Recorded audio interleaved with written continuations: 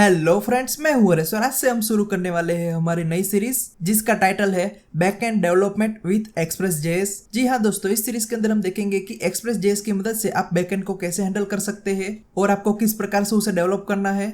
और हाँ, इसके अंदर हम ये भी देखेंगे कि फ्रंट एंड एंड बैकएंड को कैसे ज्वाइन करना है ताकि उन दोनों के बीच में कम्युनिकेशन हो सके और यहाँ पे डेटा सेंड एंड रिसीव कर सके हम। तो इस वाली वीडियो में हम इंस्टॉल करेंगे बहुत सारे सॉफ्टवेयर जो हमें यहाँ पे बैकएंड डेवलपमेंट के लिए यूज करने हैं। ओके, चलिए तो बिना किसी देरी के आज का काम हमारा स्टार्ट कर लेते हैं। तो सबसे पहली बात आती है कि यहाँ पे front end and back and के बीच में डिफरेंस क्या होता है। तो सबसे पहली बात आती है कि यहाँ पे फ्रंट एंड यानी यूजर को आपको जो भी डिस्प्ले करके दिखाना है। फॉर एग्जांपल, आपके पास कोई एक वेबसाइट है, उसको आपने HTML CSS एंड जावास्क्रिप्ट की मदद से डिजाइन किया है पूरा, और उसके अंदर आपने अलग अलग प्रकार के एलिमेंट यूज किए, for example button, input, text box, इस प्रकार से। और जब भी आपका ये फाइनल पेज बन जाएगा तब आप क्या करोगे, सिंपली सर्वर के ऊपर उसे होस्ट करोगे। तो होस्ट करने से होगा क्या, यहाँ पे कोई भी यूजर आएगा तो आपका डोमेन एंटर करेगा। जैसे यहाँ पे डोमेन एंटर करेगा तो आपका पूरा का पूरा पेज ओपन हो जाएगा। और वहाँ पे जावास्क्रिप्ट की मदद से हम सारे इवेंट को हैंडल करते थे। फॉर एग्जांपल, जब भी फॉर्म सबमिट होता था तो अब हम यहाँ पे ऑन सबमिट की इवेंट को कॉल करते थे, बटन के ऊपर ऑन क्लिक वाली इवेंट कॉल करते थे। तो ये वाला जो पार्ट था वो सारा यहाँ पे आपका फ्रंट एंड के अंदर आएगा। अब बैकएंड के अंदर क्या आता है, बैकएंड के अंदर आपको पूरा सर्वर हैंडल करना है। फॉर एग्जांपल, फ्रंट एंड में से कोई डेटा आपने यहाँ पे पास किया है सर्वर के ऊपर, तो उस डेटा को कहाँ पे स्टोर करेंगे हम यहाँ पे स्टोर करेंगे डेटाबेस के अंदर। तब यहाँ पे एक अलग से कॉन्सेप्ट आता है डेटाबेस वाला, जैसे कि MySQL है, MongoDB है, Firebase है। इसे अलग अलग प्रकार के डेटाबेस यहाँ पे मार्केट में अवेलेबल है। तो आप अपनी रिक्वायरमेंट के हिसाब से डेटाबेस को सिलेक्ट कर सकते हैं फ्रेंड्स। अब जैसे यहाँ पे डेटा सर्वर के ऊपर आएगा तो उसे यहाँ पे डेटाबेस में कैसे स्टोर करना है, प्लस यहाँ पे डेटाबेस में से हमें कई बार डेटा को फेच करके वापस यहाँ पे फ्रंट एंड को सेंड भी करना पड़ेगा। तो ये सारी चीज हम यहाँ पे देखने वाले हैं फ्रेंड्स। ओके, तो यहाँ पे फ्रंट एंड बैक एंड के बीच में जो मेन कॉन्सेप्ट है फ्रेंड्स, वही इंपॉर्टेंट है, जिसको हम क्लाइंट सर्वर आर्किटेक्चर भी कहते हैं फ्रेंड्स। फॉर एग्जांपल, अगर क्लाइंट को कोई पेज चाहिए तो वो यहाँ पे उसकी रिक्वेस्ट सेंड करेगा और रिक्वेस्ट के अंदर बहुत सारे डेटा भी भेज सकता है। ठीक इसी प्रकार से सर्वर के ऊपर वो रिक्वेस्ट जाएगी तो वही रिक्वेस्ट का यहाँ पे रिस्पॉन्स यहाँ पे सर्वर भेजेगा और उस रिस्पॉन्स के अंदर बहुत सारे डेटा भी हो सकते हैं। तो ये वाला जो पार्ट है वो यहाँ पे सेंड करेगा सर्वर, और क्लाइंट साइड उसे यहाँ पे करना है रिसीव, और यहाँ पे उसे डिस्प्ले करना है डेटा को, या तो फिर दूसरे कोई भी ऑपरेशन आप कर सकते हैं उसके साथ। ओके, तो ये वाला एकदम बेसिक कॉन्सेप्ट है फ्रेंड्स, उसी को यहाँ पे रियल वर्ल्ड के अंदर हमें यहाँ पे इंप्लीमेंट करके देखना है फ्रेंड्स। आई होप आपको ये बेसिक आइडिया आ गया होगा कि यहाँ पे फ्रंट एंड एंड बैकएंड कैसे काम करता है। इस वाली सीरीज के अंदर हम यहाँ पे बैकएंड का डेवलपमेंट करने वाले हैं। अभी तक हम जो करते थे रिएक्ट नेटिव, रिएक्ट जेएस, ये जो भी एंड्रॉइड की एप्लीकेशन थी, वेबसाइट थी, जो भी थी, सारी यहाँ पे फ्रंट एंड के अंदर आती है। अब हमें यहाँ पे बैक एंड के अंदर सारे डेटा को हैंडल करना है और यूजर की रिक्वेस्ट के हिसाब से उसे प्रोसेस करके वापस भी भेजना है। तो ये सारी चीज हम यहाँ पे करने वाले हैं फ्रेंड्स। आई होप आपको ये समझ में आ गया होगा। चलिए तो अब यहाँ पे इंस्टॉलेशन का काम हमारा स्टार्ट कर लेते हैं। तो सबसे पहले यहाँ पे ब्राउजर को सिंपली करेंगे ओपन। अब सबसे पहले यहाँ पे आपको लिखना है विजुअल स्टूडियो। ओके, ये एक आईडी है जिसके अंदर आप यहाँ पे अपना कोड लिख सकते हो फ्रेंड्स। बहुत सारे वीडियो में आपने देखा होगा कि यहाँ पे VS कोड का इस्तेमाल किया है मैंने। तो अगर आपके पास ये विजुअल स्टूडियो पहले से इंस्टॉल है तो कोई बात नहीं, और अगर आपने इंस्टॉल नहीं किया है तो सिंपली यहाँ पे इस लिंक के ऊपर करना है क्लिक। ओके, ये देखो यहाँ पे तरह तरह के ऑपरेटिंग सिस्टम है। आपका जो भी ऑपरेटिंग सिस्टम है उसके ऊपर सिंपली क्लिक करो। फॉर एग्जांपल, मेरा विंडोज है तो सिंपली इसके ऊपर क्लिक करते ही ये डाउनलोड हो जाएगा। उसके बाद सिंपली आपको करना है इसे इंस्टॉल। चलिए नेक्स्ट, ये जैसे इंस्टॉल हो जाएगा उसके बाद सिंपली आपको एक फोल्डर बनाना है और उसके अंदर यहाँ पे विजुअल स्टूडियो को ओपन करना है। तो वो फोल्डर आप कैसे ओपन करोगे, सिंपली विजुअल स्टूडियो जैसे ओपन होगा तो सिंपली यहाँ पे आपको जाना है फाइल मेनू में। यहाँ पे आपको एक ऑप्शन मिलेगा ओपन फोल्डर, सिंपली उसके ऊपर करो क्लिक, और आपका जो भी फोल्डर होगा उसे सिंपली यहाँ पे करना है सिलेक्ट। फॉर एग्जांपल, मेरा ये बैकएंड डेवलपमेंट वाला है तो सिंपली करूंगा सिलेक्ट और यहाँ पे सिलेक्ट फोल्डर। ओके, तो ये देखो यहाँ पे ओपन हो चुका है। ठीक इसी प्रकार से आपको भी यहाँ पे ओपन करके रखना है। ओके, चलिए अब नेक्स्ट ब्राउजर में वापस जाएंगे और यहाँ पे नई टैब के अंदर सर्च कर लेते हैं Node.js और करेंगे एंटर। तो यहाँ पे ये पहली वेबसाइट आ चुकी है, सिंपली करो क्लिक। ओके, तो ये देखो यहाँ पे Node.js क्या है, Node.js एक जावास्क्रिप्ट का रन टाइम बिल्ड है, यानी जहाँ कहीं पे भी आपको जावास्क्रिप्ट को यूज करना है वहाँ पे सिंपली उसका एनवायरनमेंट सेट कर दो। ये जो भी है इसको सिंपली करना है आपको डाउनलोड। फॉर एग्जांपल, यहाँ पे इसके ऊपर आपको करना है क्लिक। इसके ऊपर क्लिक करते ही ये डाउनलोड होना स्टार्ट हो जाएगा। अब जैसे ये डाउनलोड हो जाएगा उसके तुरंत बाद सिंपली आपको करना है इसे इंस्टॉल। अब जैसे आप इसे इंस्टॉल करोगे तो यहाँ पे ये देखो, यहाँ पे Node.js का जो भी रन टाइम है वो यहाँ पे आपकी सिस्टम के अंदर इंस्टॉल हो जाएगा। यानी अब आप अपनी सिस्टम के अंदर जावास्क्रिप्ट का कोड लिख सकते हैं। तो ये इंस्टॉल होने के बाद आपको कहाँ पे मिलेगा, सिंपली यहाँ पे स्टार्ट में जाना है और यहाँ पे सर्च करना है Node.js ये देखो यहाँ पे आ गया है, सिंपली करो क्लिक।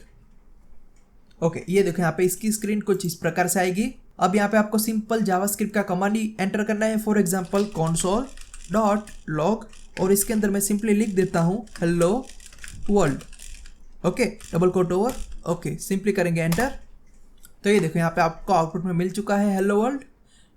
सेम टू सेम वही जावास्क्रिप्ट का कोड है जो हम यहाँ पे ब्राउजर के अंदर कंसोल के अंदर लिखते थे। ये देखो यहाँ पे इंस्पेक्ट के जाएंगे और यहाँ पे कंसोल के अंदर सिंपली लिख देते हैं console.log। ठीक वही चीज़ जो हमने यहाँ पे लिखी थी वही यहाँ पे लिख देते हैं हेलो वर्ल्ड। ये देखो यहाँ पे इन दोनों के अंदर कोई चेंजेस नहीं है, ये देखो। ओके, तो यहाँ पे कुछ इस प्रकार से रन होगा। तो सिंपली मैंने अपने सिस्टम के अंदर इंस्टॉल किया है, तो मैं कहीं पे भी कोई भी फाइल के अंदर यहाँ पे जावास्क्रिप्ट का कोड लिख सकता हूँ। तो अब हमें यहाँ पे जावास्क्रिप्ट को रन करने के लिए बार बार यहाँ पे ब्राउजर को ओपन करना नहीं पड़ेगा फ्रेंड्स। सिंपली Node.js की मदद से हम उसे कोई भी फोल्डर के अंदर रन कर पाएंगे फ्रेंड्स। तो यहाँ पे हमने visual studio code and Node.js इन दोनों को इंस्टॉल कर लिया है। अब जैसे यहाँ पे इंस्टॉल होगा उसके तुरंत बाद आपको क्या करना है, सिंपली जाना है VS कोड के अंदर, यहाँ पे टर्मिनल, और टर्मिनल के अंदर न्यू टर्मिनल। यहाँ पे आपको सिंपली लिखना है npm-v और करो एंटर। ओके, तो ये देखो यहाँ पे क्या हुआ, यहाँ पे आपको आउटपुट में मिला 8.8, यानी ये क्या बता रहा है, मेरा npm का वर्जन।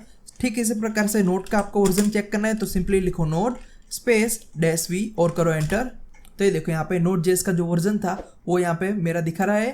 अगर आप यहाँ पे फ्यूचर के अंदर इंस्टॉल कर रहे होगे तो यहाँ पे शायद ये आपका अपडेट भी हो सकता है। तो अगर आपको यहाँ पर टर्मिनल के अंदर भी Node.js को रन करना है तो सिंपली लिखो नोड और कर दो एंटर।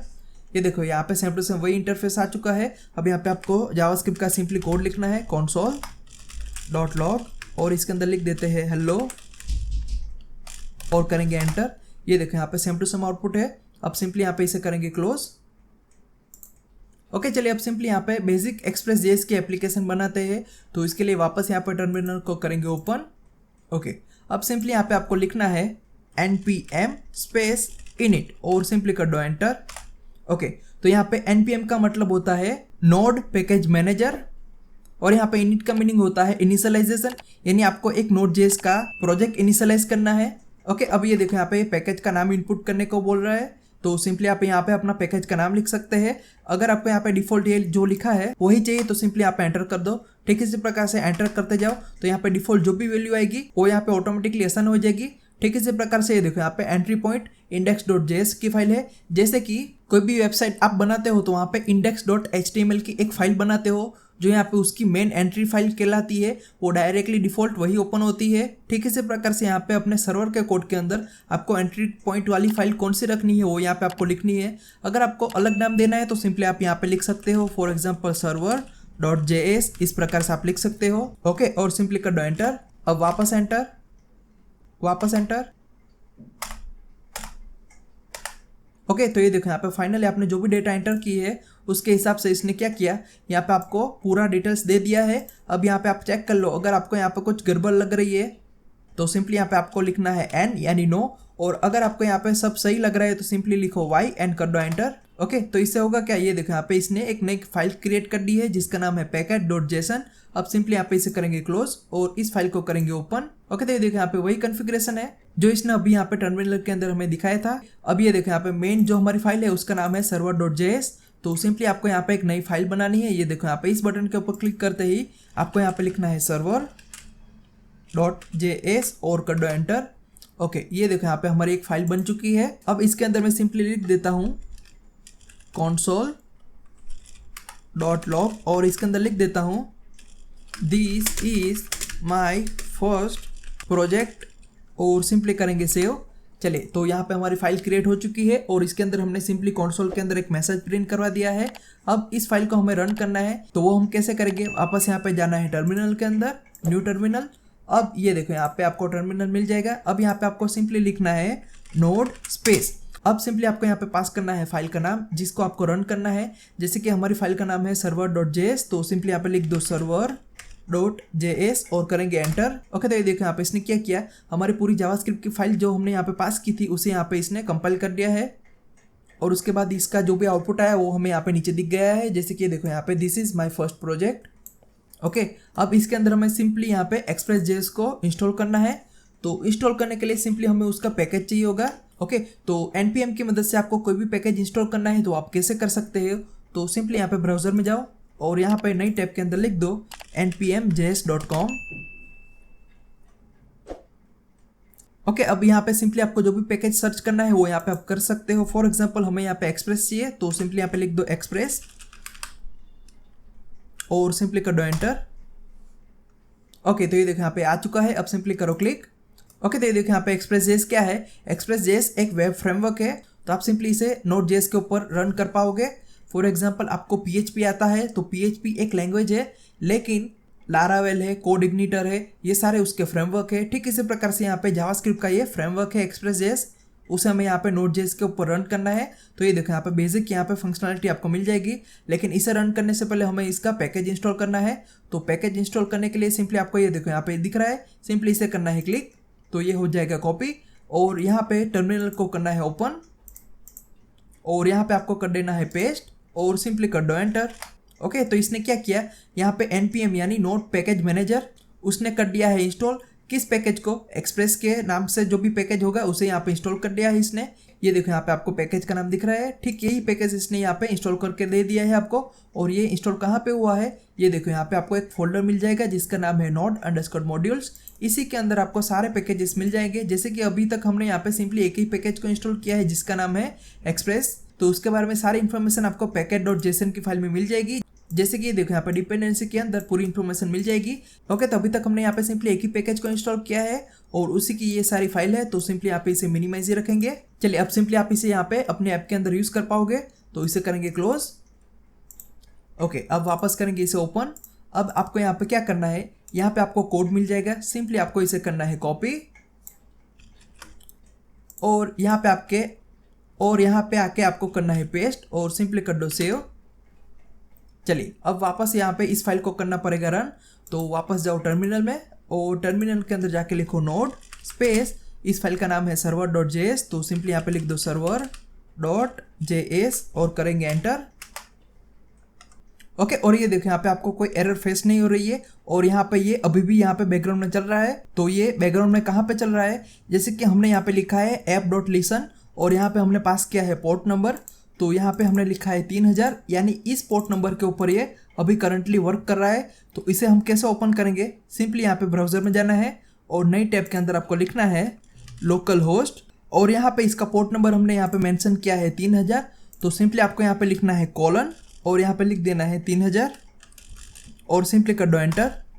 ओके, तो ये देखो यहाँ पे आपको आउटपुट में क्या मिल रहा है, यहाँ पे आपको दिख रहा है हेलो वर्ल्ड। तो ये हेलो वर्ल्ड कहाँ से आया, सिंपली ये देखो यहाँ पे हमने क्या लिखा है response.send, और इसके अंदर हमने यहाँ पे सेंड किया है हेलो वर्ल्ड, यानी सर्वर ने सेंड किया है क्लाइंट को हेलो वर्ल्ड। तो वही चीज़ हमें यहाँ पे दिख रही है। तो ये कुछ इस प्रकार से काम करेगा फ्रेंड्स।